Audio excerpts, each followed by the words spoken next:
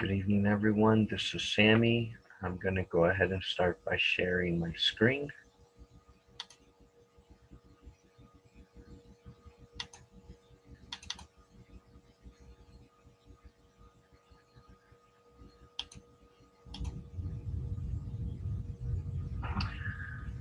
All right, so I am going to start by um, letting you guys and ladies and gentlemen know that the word that I'm going to be studying is going to be life.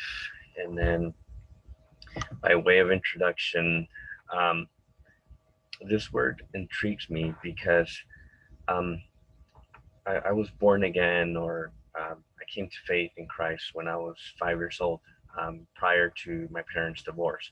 Um, till this day, I actually don't know what denomination was that church from.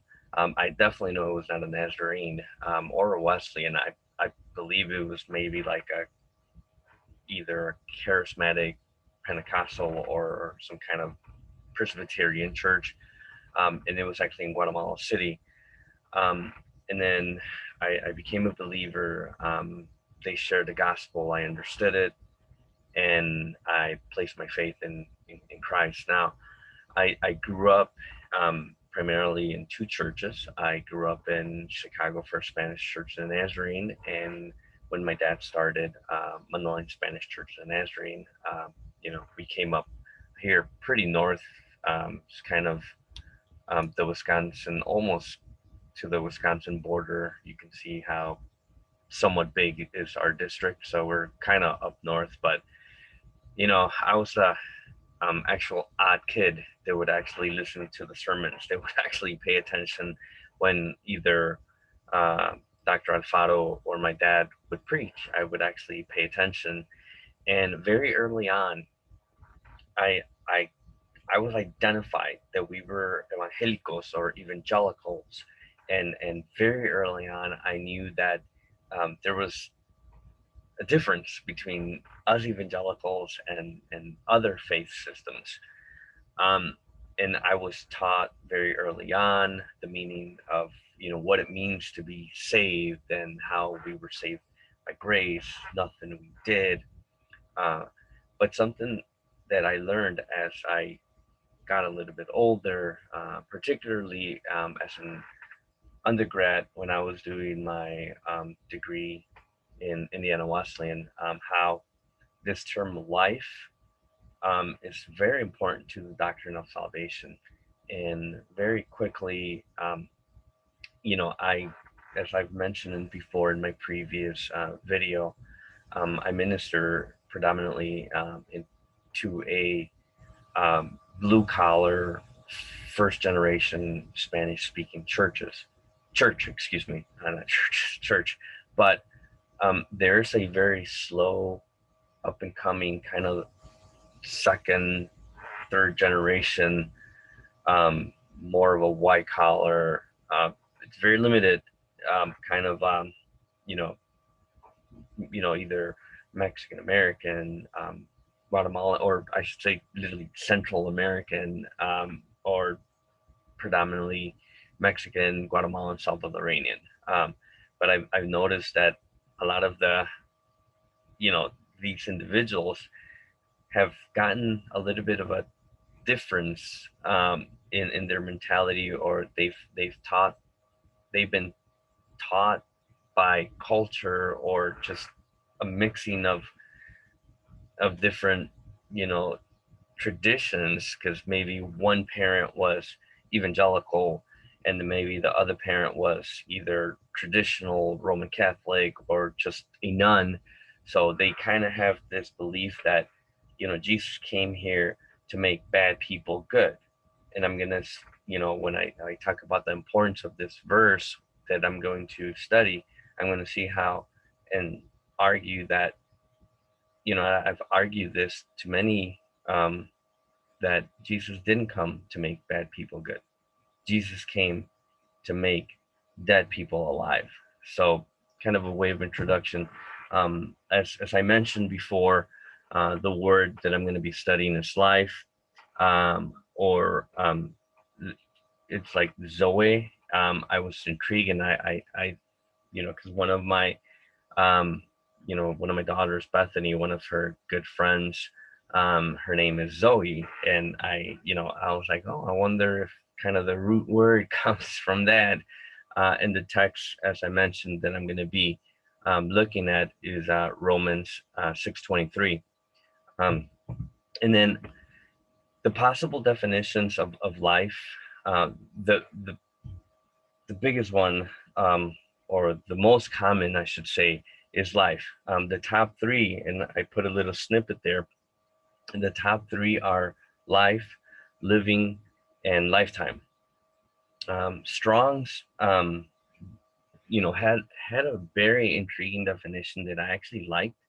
It says the state of one who is possessed of vitality or is animate.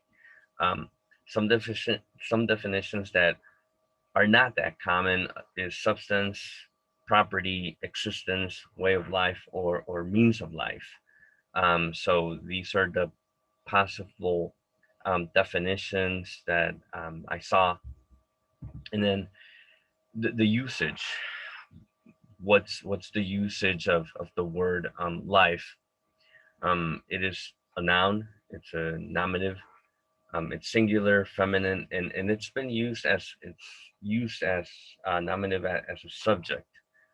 And as I said, um, the interpretation and the importance. Um, it is definitely, this text is um, a salvific passage, I believe. It's in regards to you know what what is the result of placing my faith in Christ, and it is that salvation, it's equivalent to being made alive, or the gift of God is eternal living, or life. It's clear in the text that sin makes us dead, while salvation gives us life.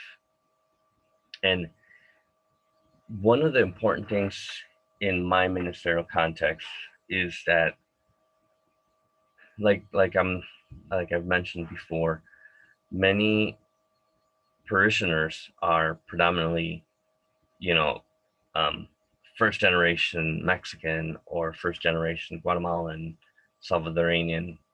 Um, Actually, now that I think about it, no, the most the parishioners that are mostly blue collar tend to be first generation, either Mexican or Guatemalan. Some Salvadorian and Hondurans, they're almost already kind of second generation, which is really intriguing. But there's a small portion, and here already, especially like in the neighborhood that I live in, here in Mandaline, there's almost a a large community of second to third generation Mexican American, um, Guatemalan American, Salvadoranians, and also there's also kind of a mixture, like my daughters that I'm Guatemalan, but my wife is Mexican American, so they're more like a mix of Mexican and Guatemalan. And here you have a lot of Salvadorian and Mexican, Salvadorian and Guatemalan, that their kids are they were born here and they are aware of that. And a lot of times, this second or third generation also is a second or third generation evangelical. And then many of them have this kind of notion that, well, I'm a believer because I was baptized at 12 years old, because evangelicals baptize they get baptized at 12. And then afterwards, I can take communion. So what happens is that they kind of get this idea that, you know, I was bad and now I'm good. And, you know, I, you know, I don't think, and it's clear that the gift of God is being made alive, or having life. And like I mentioned before, um, the importance in my ministry, in especially when I start ministering to this second, third generation evangelicals, that they identify themselves as evangelicals, is to clearly point out that, hey, listen, only because you were baptized, only because you quote unquote made a profession of faith, you know, Jesus didn't come to make you good. Jesus didn't come to make you, didn't come to make bad people good. Any religion can do that. Jesus came to make dead people alive.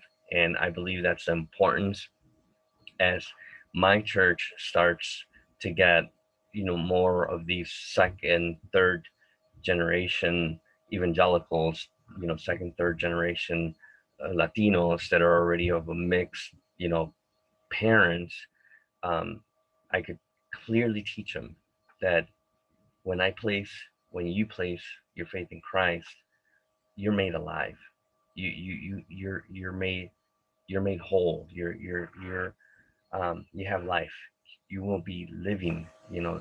Sin makes you dead. Salvation makes you alive, or makes you have life.